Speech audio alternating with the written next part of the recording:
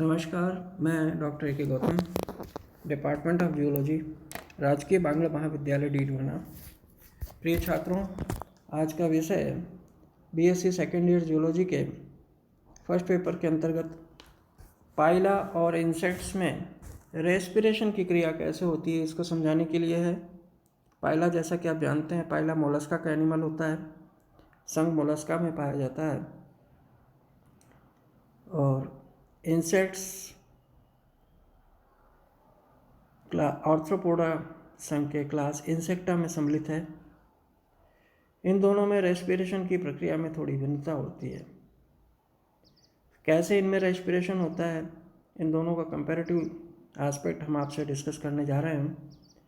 और यह विषय बीएससी सेकेंड ईयर जियोलॉजी के फर्स्ट पेपर के अंतर्गत, जो कि महर्षि दयानंद सरस्वती विश्वविद्यालय अजमेर के पाठ्यक्रम से संबंधित है, के अंतर्गत आता है। पाइला में रेस्पिरेशन के लिए इसमें रेस्पिरेशन जलीय तथा वायवीय दोनों प्रकार से होता है। जलीय श्वसनांग इसमें क्या क्या हो सकते हैं, जल के अंदर श्वसन कैसे करता है इसमें पाइला में। इसमें जलीय श्वसन गिल्स के द्वारा या टिनिडियम के द्वारा होता है। गिल्स या टिनिडियम के द्वारा होता है। इसमें उपस्थित बाईं एवं दाई, राइट एवं लेफ्ट नूकल लोब्स होते हैं, उनकी सहायता से उनकी सहायक संरचनाओं की भांति कार्य करते हैं ये। टिनिडियम क्या होता है? टिनिडियम को हिंदी में कंकतिका कहते हैं। यह कंघी के समान मोनोपेक्टिनेट गिल्स होते हैं, जो कि ब्रैंकियल कोष्ठ में टिनिडियम जो है, टिनिडियम नाम का ही अर्थ होता है कंघी, जो बाल संवारने काम आती है कंघी, वो सेम कंघी। तो ये टिनिडियम जो है, इनको हिंदी में कंकतिका कहते हैं। और ये कंघी के समान मोनोपेक्टिनेट गिल्स हैं, जो ब्रैंकियल कोष्ठ में दाहिनी ओर पृष्ठ पार्श्व भित्ति से लटका पाया जाता है। इसकी रचना में एक लंबी अक्ष होती है, जो टिनिडियल अक्ष कहलाती है और मेंटल भित्ति से जुड़ी रहती है। इस अक्ष में एक अभिवाही अर्थात ए फ्रंट और एक ई फ्रंट अर्थात अपवाही। अभिवाही को ए फ्रंट कहते हैं और अपवाही को EFFERENT, ई फ्रंट अपवाही। रुधिर वाहिनियाँ होती हैं इनके अंदर। और ये जो अभिवाही या ए फ्रंट है, ये रुधिर वाहिका गिल में अनऑक्सीकृत, मतलब जिसमें कार्बन डाइऑक्साइड की मात्रा अधिक होती है, ऑक्सीजन का लेवल कम होता है, अनऑक्सीकृत रुधिर को हृदय से ले जाती हैं और इस अक्ष पर चपटी एवं त्रिभुजाकार पर्णकों की श्रेणी होती है, जिन्हें पटलिकाएं या लेमिली कहते हैं।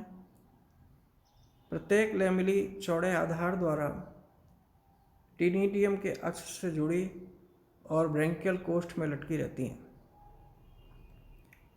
इनके दोनों स्वतंत्र अक्ष समान होते हैं और छोटा अक्ष अभिवाही अक्ष कहलाता है, अभिवाही पक्ष कहलाता है, और इसके दूसरे पक्ष को अपवाही पक्ष कहते हैं। तो इस डायग्राम में आप देखिए, यहाँ पाइला के श्वसनांग हैं। एक ए जो है दिस, ये टिनिडियम है, कंकताकार कंकात या क्लोम है, ये गिल्स हैं। बी के अंदर श्लेष्म पट्टिकाएं हैं, ये वाली।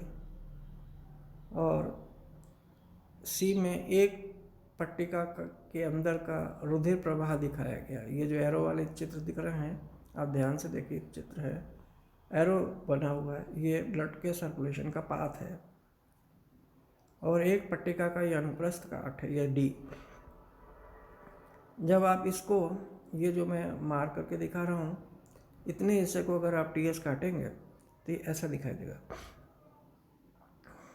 इसके ऊपर सीलिया होते हैं, कनेक्टिव टिश्यू होते हैं, मसल फाइबर्स होते हैं।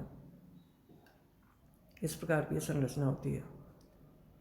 टीनिडियम में बाईं ओर की पार्श्व तथा अधि आंत्र गुच्छिकाओं से तंत्रिकाएं फैली रहती हैं और प्रत्येक लेमिला उपकला के दोहरे स्तर की बनी होती है, जिनके बीच एक सक्रिय गुहा होती है और प्रत्येक उपकला स्तर में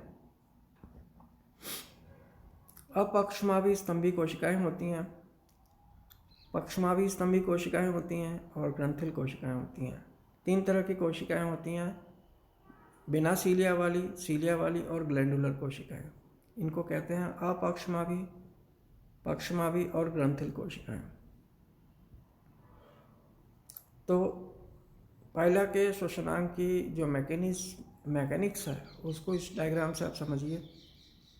जलीय श्वसन में जल धारा का प्रदर्शन यहाँ दिखाया गया है। इसमें श्वसन में वायु के आवागमन का प्रदर्शन है, बी के अंदर, और ए में जलीय श्वसन में जल धारा का प्रदर्शन दिखाया गया है। तो न्यूकल पालियाँ क्या होती हैं? ये मेंटल की अत्यंत शकुंजाशील संरचनाएं होती हैं जो कि सिर के दाएं बाएं या एक एक स्थित रहती हैं, एक ओर स्थित रहती हैं, और दोनों न्यूकल पालियाँ जल को मेंटल गुहिका में अंदर लेने और बाहर करने हेतु क्रमशः प्रवेश एवं निकास के लिए नलियों का निर्माण करती हैं। जलीय श्वसन की क्रियाविधि जो होती है इसमें कैसे होती है देखिए। जब घोंघा जल के अंदर तली पट में जल के मध्य में तैरता है, लटका है, या जल के अंदर उगे पौधों से चिपका होता है तो जलीय श्वसन होता है। जलीय श्वसन के समय यह पूर्ण रूपेण प्रसारित हो जाता है, एक्सपेंड हो जाता है, फैल जाता है, और दोनों न्यूकल लोब्स नली के समान रचनाएं बनाती हैं। बाईं लोब की पाली या बाईं लोब की नली द्वारा जल अंदर की ओर बहता है और अंदर प्रवेश करने वाली जलधारा ऑस्फेरिडियम के नीचे से बहकर पल्मोनरी कोष्ठ के पश्च भाग में जाती है। वहीं से यह एपिटीनिया को ऊपर से पार करके ब्रेंकियल कोष्ठ में प्रवेश करती हैं और इसके पश्चात टीनिडियम की संपूर्ण लंबाई से गुजरती हुई ये दाहिनी न्यूकल पाली से होती हुई बाहर निकल जाती है। और इस जलधारा को सतत बनाए रखने में 2 क्रियाएं सहायक होती हैं। पहली, प्रोथ के बारी बारी से बाहर निकलने और अंदर सिकुड़ने से प्रभावित होकर मेंटल गुहिका या मेंटल ल्यूमेन के फर्श का बार बार नीचे गिरना और ऊपर उठना, और दूसरा पार्ट में टीनिडियम की लेमेली पर स्थित जो पक्षमाभ हैं उनका वाइब्रेशन करना, स्पंदन करना। तो टीनिडियम की लेमेली पर स्थित पक्षमाभों की स्पंदन क्रिया, ये 2 एक्टिविटीज होती हैं। अब एरियल रेस्पिरेशन में क्या होता है? वायवीय श्वसन में वायवीय श्वसनांग होते हैं। इनमें पाइला में वायवीय श्वसन पल्मोनरी कोष्ठ द्वारा होता है। बाईं तथा दाईं न्यूकल पालियाँ वायवीय श्वसन के सहायक अंग की भांति कार्य करती हैं। पल्मोनरी सैक्स में यह थैले के समान संरचना होती है जिनका विकास मेंटल भित्ति से होता है। यह मेंटल गुहिका के पल्मोनरी कोष्ठ में लटका रहता है और उसी में एक बड़े तिरछे पल्मोनरी छिद्र द्वारा खुलता है। पल्मोनरी कोष्ठ के पृष्ठभाग की भित्ति वर्णयुक्त या अधर भाग की कृमि सफ़ेद होती है और ये भित्तियाँ पेशीयुक्त एवं अत्यंत संवहनी होती हैं, जिनमें रुधिर अवकाश पाए जाते हैं, रुधिर के ब्लड के साइनस पाए जाते हैं, और नूकल पालियाँ क्या होती हैं? ये मेंटल की अत्यंत संकुचनशील संरचनाएं होती हैं जो सिरे के दाएं बाएं दाएं बाएं सिरे पर एक एक स्थित रहती हैं। ये तो हुआ ये कार्य। अब हम बात करते हैं वायवीय श्वसन की क्रियाविधि। इस प्रकार का श्वसन जल के अंदर रहते हुए तथा जल के बाहर स्थल पर दोनों दशाओं में ही हो सकता है। जब घोंघा जल के अंदर होता है तो जल की सतह के निकट आ जाता है और बाएं नूकल पाली को एक नली के समान संरचना बनाकर जल से बाहर निकाल लेता है, जिसे साइफन कहते हैं।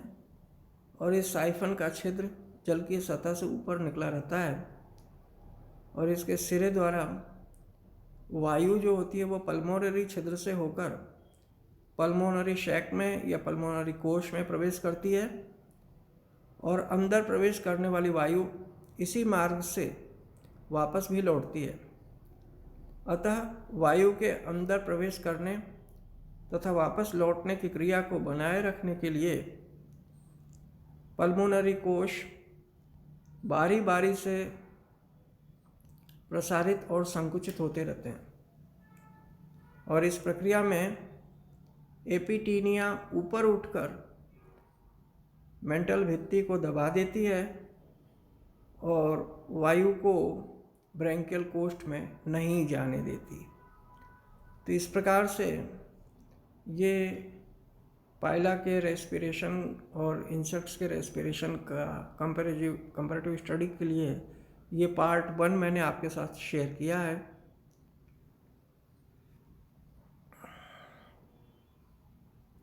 पार्ट 2 में मैं इंसेक्ट्स में रेस्पिरेशन कैसे होता है इस बात को आपके साथ शेयर करूँगा।